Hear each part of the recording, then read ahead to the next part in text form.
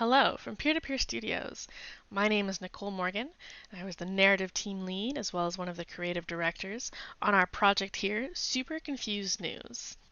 This is a puzzle game where you're a journalist working in a city filled with superheroes and villains, and it's your job to publish articles that get to the bottom of what's really going on and who's really a hero or a villain. The narrative arc of the game takes you from your first day at a new company, even though you yourself are an established journalist, throughout your first couple weeks at your new job, in which you realize that there is someone in your building plotting against you, using their villainous powers to misinform the public about what's really going on. And not only is it your job to publish the right articles about what's going on day to day to help clarify the crazy world that people live in, but it's also become your job to figure out who's opposing you, what they want, and how they're doing what they're doing. The game starts at your new day at the office, and players are immediately presented with a text box.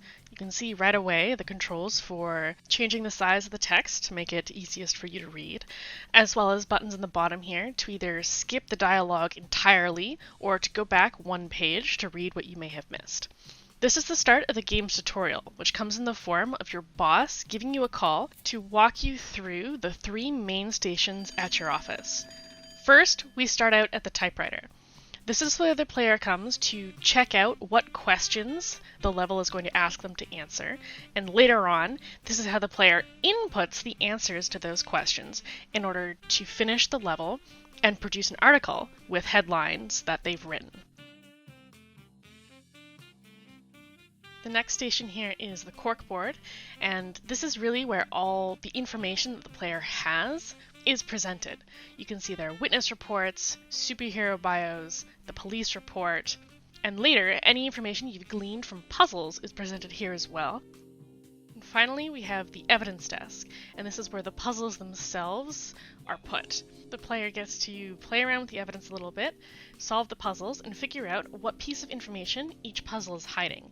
And that information then goes onto the corkboard, where they can use it to help solve the rest of the mystery.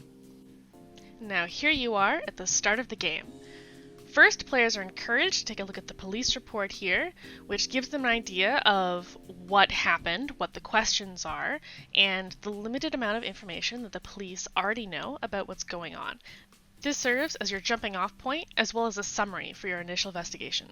You can see here that the player is able to highlight things on the corkboard, and this helps them keep track of anything they find perhaps very important, or something that they want to keep an eye on without making it hard to pick out later. A good place to look next is the typewriter. So if we go on over to the typewriter, we can take a look at what questions we need answered, and we can look through the drop-down menus here as well to get a sense of what our options are, what we suspect might be happening, and who our suspects are. And if we go back to the corkboard, we can see that all of our primary suspects are listed here on the side, and they have individual bios that list what the police know about them, any notes about their powers. And on the other side of the corkboard, we can also see a list of witness reports, which we can dig through later to find out more detailed information to help us put together what happened here. Next, let's go over and look at what we have at the evidence desk. Over here, right now, what we have is, looks like only one puzzle, so we have nothing left to do but click on it. You can see there's an introduction to the puzzle to guide the player how to complete it, and then they can go through selecting the different rings, rotating them back and forth in order to put the puzzle together. If they're having difficulties, there's a handy dandy magic 8-ball here that they can click on in order to receive hints if they really don't know what to do or aren't understanding the puzzle's mechanics. As the player finishes this puzzle, they hit accept.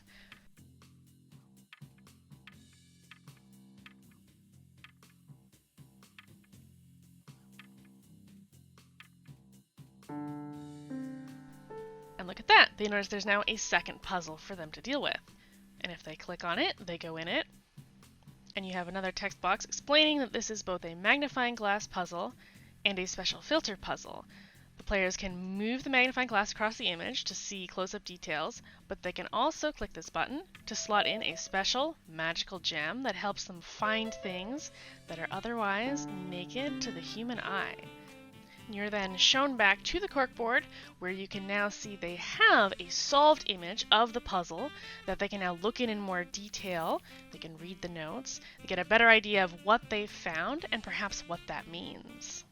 Now that the player has this added to their corkboard, we have everything here to start looking into the mystery. If we head back over to the typewriter, we can take another look at what questions we're trying to answer. And as we look at these questions, we can see, oh, we know the answer to this one. Who was photographed at the building? Well, according to what we saw, it was a cardboard cutout. So players can select that answer and that'll be saved. For the other answers that we still need to do a little bit of digging, we can pull out our notepad here at the bottom and we can make a few notes to remind ourselves what we're looking for at the corkboard.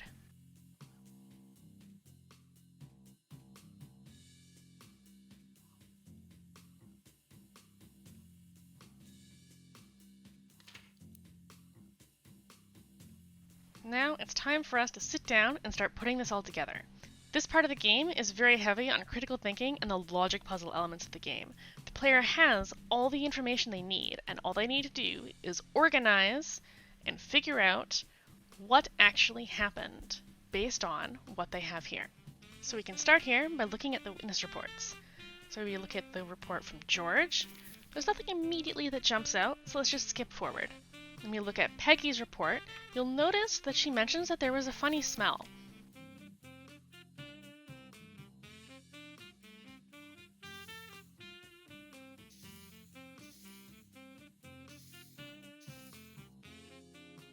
This is a little bit strange because if we look over at the fire super's bio, we notice their fire doesn't have any smell. We already know this situation is fishy because of the cardboard cutout, and this compounds it. As we continue to look through the other witness reports, we see here, Edna reports that she saw a man out of nowhere.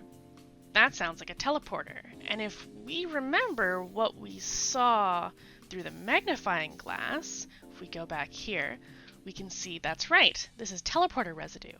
And if we double check this with the card for the teleporting super that we know of, yes, see, his powers leave teleporting residue. So apparently he was present, and he was even involved directly with handling the cardboard cutout, as that's where we saw the residue. So it sounds like he was involved in the framing and possibly set the fire? We don't have a lot of hard evidence at this point, and if we'll check the note on Edna's witness report, we also note that she has a tendency to file reports that are perhaps not 100% useful. However, we check the final report here from Steve, we'll notice that he also saw a flash of blue appear, which does correspond to the teleporter's suit color. So it does sound like there's corroboration, and that is our main lead. Now, fully armed with our notes, all the information that we could possibly squeeze out of these documents, let's go back to the typewriter. We can see that we've already filled in one of the answers from before, and now some of these questions are much clearer. What was the suspicious residue? Well, if we look, we've determined that it was the teleporter residue. Who was not present at the scene? Well, we have no evidence that the blaze was actually present, but we haven't heard anything about Icebox either. So the blaze seemed like they were a little more involved, so I'm going to select them. Who most likely started the fire? Well, we've noted that the blaze, the fire super, was probably not at fault, since it seemed like they were perhaps framed.